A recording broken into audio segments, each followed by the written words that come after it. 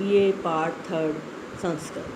प्रथम प्रश्न पत्र योग दर्शन योग सूत्र 25 से 28 सूत्र। मैं डॉक्टर मनीषा गोदारा, सह आचार्य संस्कृत, राजकीय बांगड़ महाविद्यालय, रीवा। 25वां सूत्र है तत्र निरतिशयम् सर्वज्ञ बीजम्।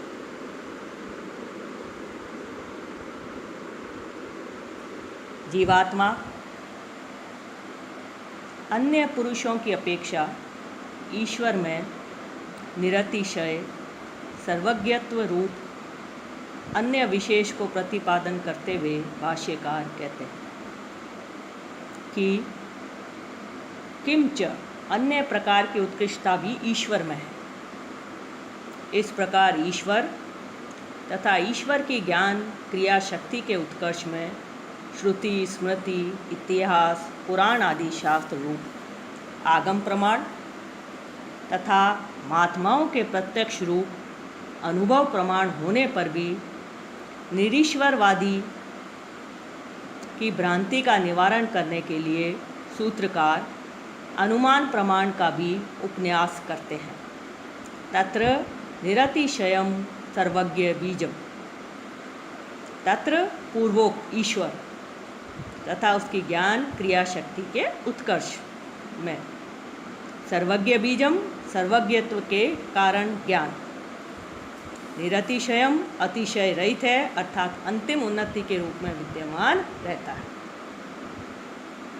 भाव यह है कि जो पदार्थ न्यून आधिक्य धर्म वाला होने से सातिशय होता है वह अवश्य कहीं न कहीं काष्ठा सीमा को प्राप्त होता हुआ निरतिशय हो जाता है।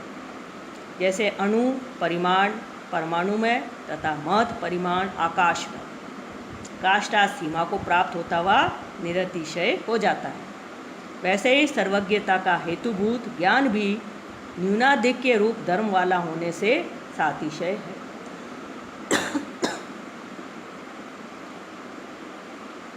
अतः यह भी कहीं न कहीं अवश्य काष्ठा को प्राप्त होता हुआ निरतिशय होता है। उसको यहाँ दिखाते हैं। जहाँ जाकर ज्ञान की काष्ठा प्राप्ति विश्रांति होती है स वह सर्वज्ञ अर्थात सर्वज्ञ ईश्वर है। च और स वह पुरुष विशेष इति आत्मा रूप पुरुष की अपेक्षा परमात्मा रूप पुरुष विशेष है, यह सिद्ध हुआ। इस सूत्र में बताया गया है कि आत्मा रूप पुरुष की अपेक्षा परमात्मा रूप जो पुरुष है वह विशेष है। इसे पाणिनि पतंजलि सिद्ध करते हैं।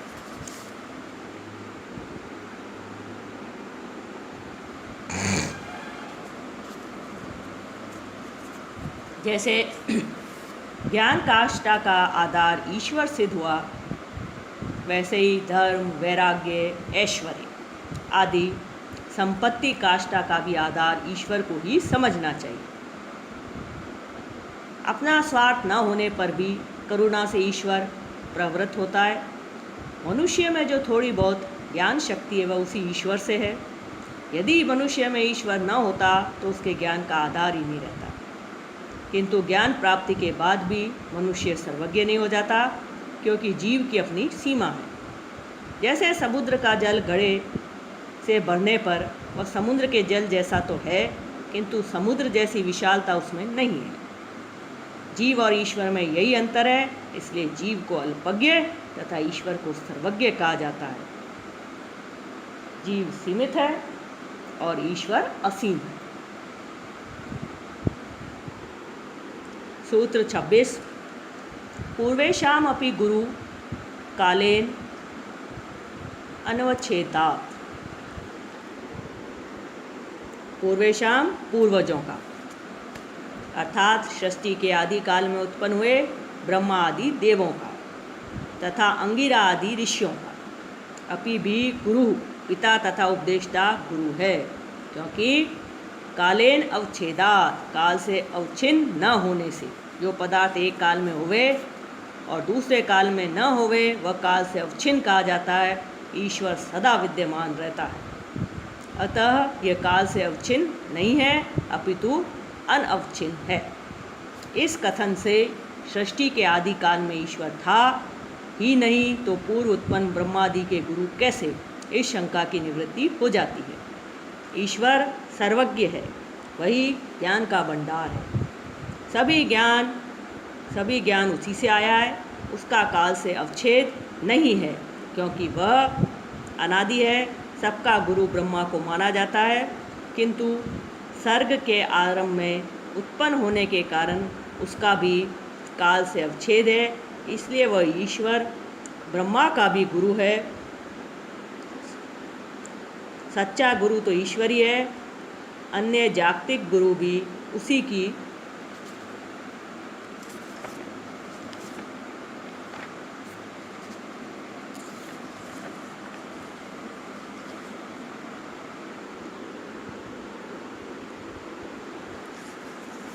प्रेरणा से उपदेश देते हैं। इसलिए इन गुरुओं को भी ब्रह्मा, विष्णु और महेश कहा जाता है। आत्मज्ञान के बाद ही कोई गुरु होने का अधिकारी होता है, क्योंकि तभी उसमें ईश्वरीय ज्ञान का अनुभव होता है। ऐसा गुरु ईश्वरी है। गुरु शब्द भारतीय अध्यात्म का है। तस्य वाचक प्रणवः, तस्य ईश्वर का वाचक प्रणव है। सर्वज्ञत्व आदि धर्म वाले परमेश्वर रूप पुरुष विशेष का वाचक प्रणव है। अतः परमेश्वर प्रणव का वाच्य है। इस प्रकार ईश्वर तथा प्रणव अर्थात ओंकार का वाच्य वाचक भाव, प्रतिपाद्य प्रतिपादक भाव संबंध दिखाया गया है।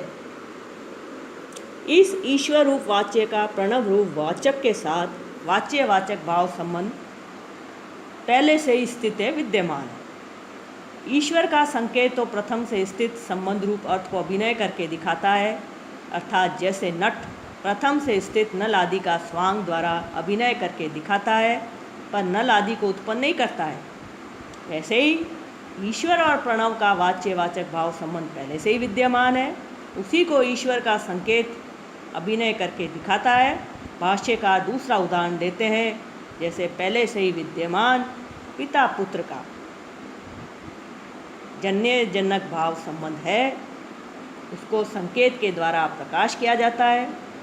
यह इसका पिता है, यह इसका पुत्र है। इस प्रकार भाव यह है कि शब्द अर्थ और उन दोनों का संबंध प्रकृति के कार्य होने से महाप्रलय के समय प्रकृति में लीन तिरोहित नष्ट नहीं होता।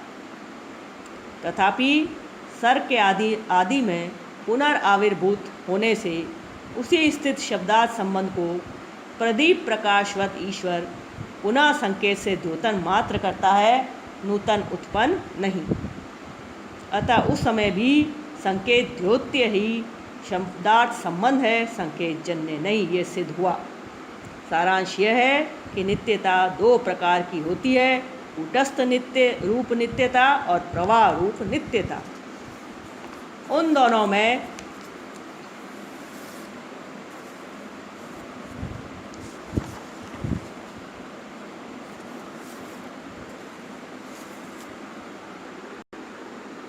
शब्दार्थ संबंध से जो नित्यता है वह कूटस्थ नित्यता नहीं, अपितु प्रवाह रूपी नित्यता है। सदृश्य व्यवहार परंपरा नित्य होने से शब्द तथा अर्थ का वाच्य वाचक संबंध नित्य है, यह आगम शास्त्र कहते हैं। ऐसा आगम शास्त्रकार कहते हैं, अर्थात निश्चयपूर्वक स्वीकार करते हैं। भाव यह है कि सर्गांतर में भी वर्तमान सर के जैसा ही शब्दार्थ संबंध संकेत द्योत्य है। यह आगम विरुद्ध नहीं, अपितु आगम सम्मत है। यद्यपि प्रलय काल में ही अपनी शक्ति सहित पद का प्रदान में तिरोभाव लय होता है, तथापि फिर सृष्टि काल में शक्ति सहित ही पद का आविर्भाव भी होता है। संबंध आदि शक्ति रहित नहीं, अतः पूर्व संबंध के अनुसार ही संकेत भी होता है, विलक्षण नहीं।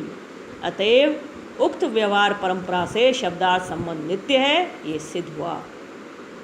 वही चेतन सत्ता समस्त विश्व का कारण है। जिस प्रकार वैज्ञानिक कहते हैं कि आरंभ में ऊर्जा ही थी, उसी के घनीभूत होने से पदार्थ दिखाई देते हैं तथा उसका रूपांतरण पुनः ऊर्जा में हो सकता है। ठीक इसी प्रकार की भाषा में अध्यात्म कहता है कि सृष्टि के आरंभ में एक ही चेतन तत्व था जिसे ब्रह्म कहा जाता है। ये सृष्टि उसी का फैलाव मात्र है। सृष्टि के अंत में पुनः वही क्रम शेष रहेगा। इस चेतन तत्व को विभिन्न मतावलंबियों ने विभिन्न नाम दिए हैं। उपनिषद इसे ब्रह्म कहता है, सांख्य इसे पुरुष कहता है।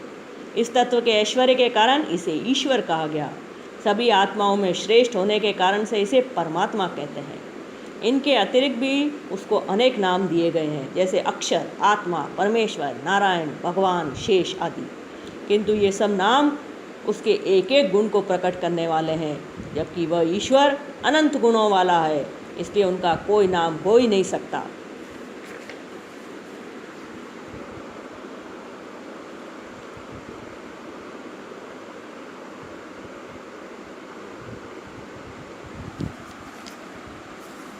नाम के घेरे में बांधने से वह संकीर्ण हो जाता है, जबकि वह इतना विराट है कि उसे नाम, रूप, परिभाषा आदि की संकीर्णता में बांधना मनुष्य की संकीर्ण बुद्धि का परिचायक है।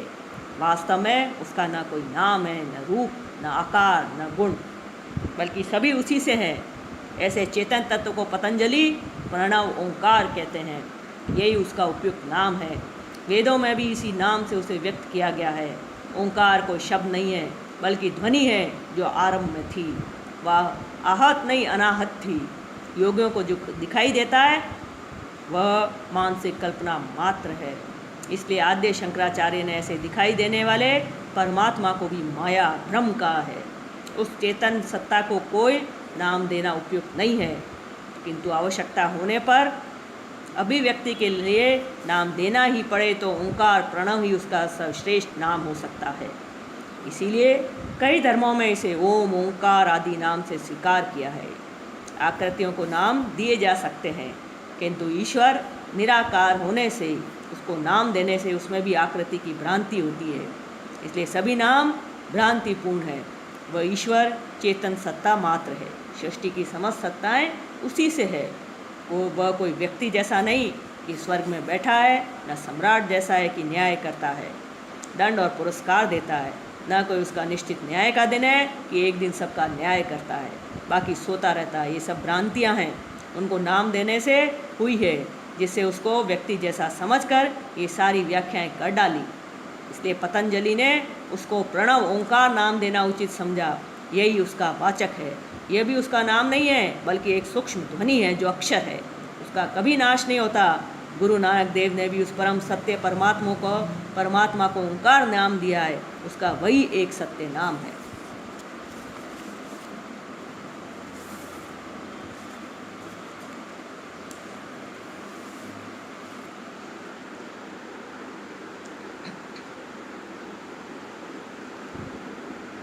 सूत्र 28। तत् जपा तदर्थ भावनम। तत् जपा उस ओंकार का जप और तदर्थ भावनम उसके अर्थ स्वरूप परमेश्वर की भावना करनी चाहिए। उस ओंकार का जप और उसके अर्थ स्वरूप परमेश्वर की भावना करनी चाहिए। यहाँ पतंजलि इस ओंकार को साधन रूप में प्रयोग करने को कहते हैं कि ईश्वर शरणागति, ईश्वर प्रणिधान से तो द्वार खुलते हैं। यहाँ पतंजलि इस ओंकार को साधन रूप में प्रयोग करने को कहते हैं कि ईश्वर शरणागति, ईश्वर प्रणिधान से तो द्वार खुलते हैं, जिससे साधक मोक्ष का अधिकारी बनता है। किंतु ओंकार का जप एवं ध्यान भी किया जा सकता है, क्योंकि नाम स्मरण से भी नामी ओंकार के साथ तादात्म्य होने में सहायता मिलती है। ओंकार के बार बार जप से जो ध्वनि तरंगे उठती हैं, उसका उस ईश्वर ओंकार स्वरूप की तरंगों के साथ साम्य होने से उपलब्धि शीघ्र होती है। ओंकार के जप के साथ ही उसके अर्थ स्वरूप परमेश्वर का चिंतन भी करने से चित्त की एकाग्रता शीघ्र होकर वृत्तियों के लय की प्रक्रिया पूर्ण हो जाती है। अन्य किसी मंत्र अथवा नाम स्मरण से केवल मन मजबूत होता है, किंतु ओंकार के जप और उसके स्वरूप का ध्यान करने से मन विसर्जित होता है। इसलिए जप और ध्यान के लिए सर्वोत्तम विधि है। निर्बीज समाधि के लिए ईश्वर शरणागति तथा ओंकार का जप और ध्यान का सर्वाधिक महत्व पतंजलि ने स्वीकार किया है। ईश्वर की सत्ता अर्थात उस चेतन सत्ता को सभी धर्मों ने स्वीकार किया है, चाहे नाम स्वरूप गुणों आदि के वर्णन में भिन्नता हो। ये धर्मतंत्र सूफी साधना आदि बिना ईश्वर के भी साधना संभव है, किंतु पतंजलि ने ईश्वर की आवश्यकता अनुभव की कि इससे